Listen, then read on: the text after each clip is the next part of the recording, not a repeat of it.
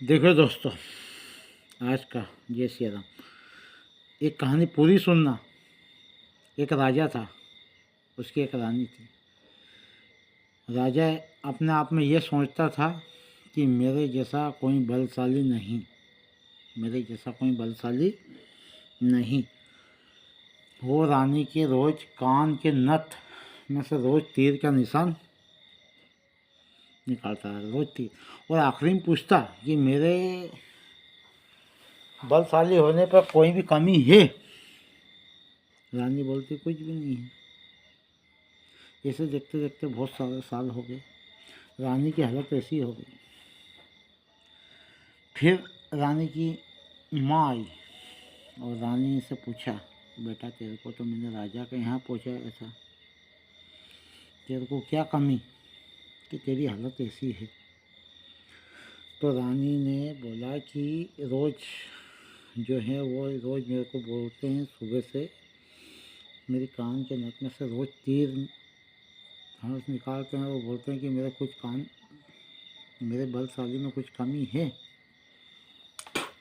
तो रानी बोलती है कुछ भी नहीं।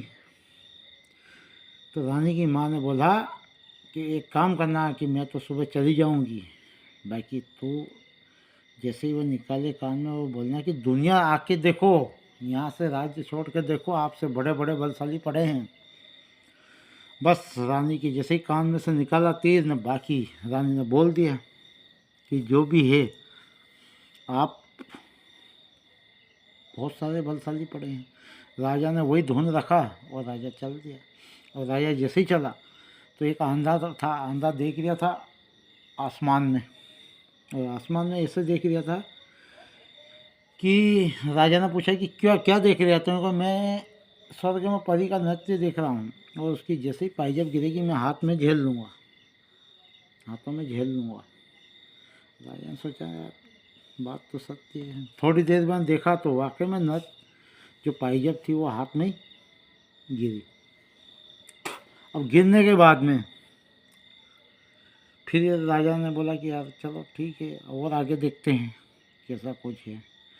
तो उन्होंने बोला कि मैं भी साथ में चलूं। कौन? जो आंधा था जिसने परी, वो उसने बोला मैं भी आपके साथ चलूँगा। तो वो भी साथ चला। जैसे आगे आगे गए तो एक तीर धनुष बाण वाला था, उसने बोला कि राजा ने बोला यार तू यहाँ क्यों बैठा है? यूँ कहा यार मेरा 100 कोस पे मैंने एक धनुष तीर डाला है, उसको एक लंगड़ा लेके आ रहा है, 100 कोस से एक लंगड़ा लेके आ रहा है। राजा ने बोला क्या 100 कोस से कोई लंगड़ा लेके आएगा? तो उसने बोला नहीं, वो तो लेके आ रहा, बस 5-10 मिनट में आ जाएगा। तो चलो इसका भी वो देखते हैं। तो 10 मिनट में आ गया। राजा ने बोला यार इसकी आँखा चो, मैं तो इससे बहुत बलशाली हूँ पर मेरे से बड़े बड़े बलशाली पड़े, मन में सोच रहा था। तो उन्होंने सोचा कि अब और आगे चलते हैं। तो लंगड़े और बाणधारी दोनों ने बोला कि हम भी तुम्हारे साथ चलते हैं। राजा ने कहा चलो, तो चल दिए।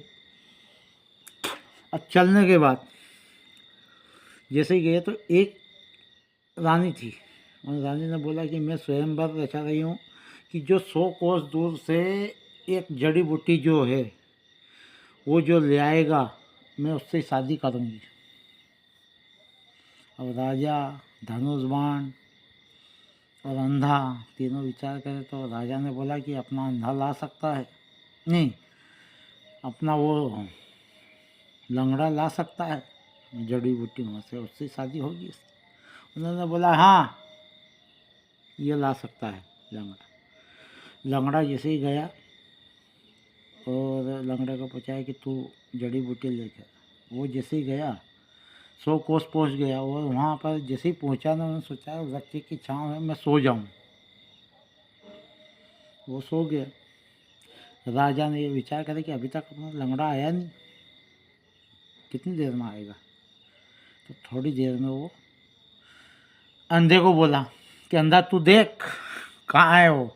तो अंधे ने देखा, उसने जैसे ही देखा तो उसने देखा कि यार ये तो सो रिया ने, उसको एक सांप डसने वाला था।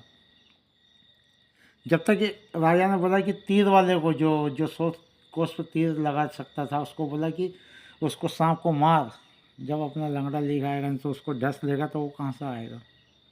उसने जैसे ही तीर मारा उसकी नींद खुली, सांप मर गया, उसकी नींद खुल गई। वो जैसे लेके आ गया, और वो जैसे लेके आया उसके बाद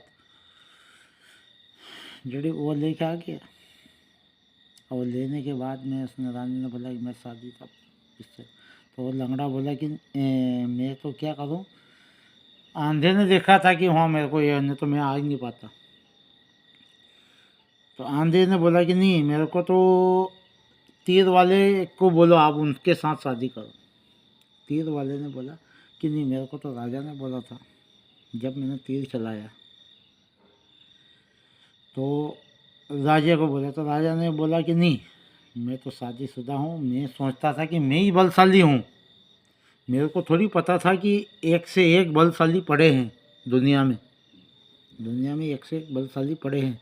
जब उसको एक वो हुआ ना, वो रानी को, उसने उस लंगड़े से ही शादी करवाई रानी की। और उसने बोला कि मेरी तो शादीशुदा हूँ और मैं रानी, पर रानी को फिर उसने बोला कि मैंने दुनिया देख के आ गया, मेरे से बड़े बड़े बलशाली पड़े हैं। जय श्री राम।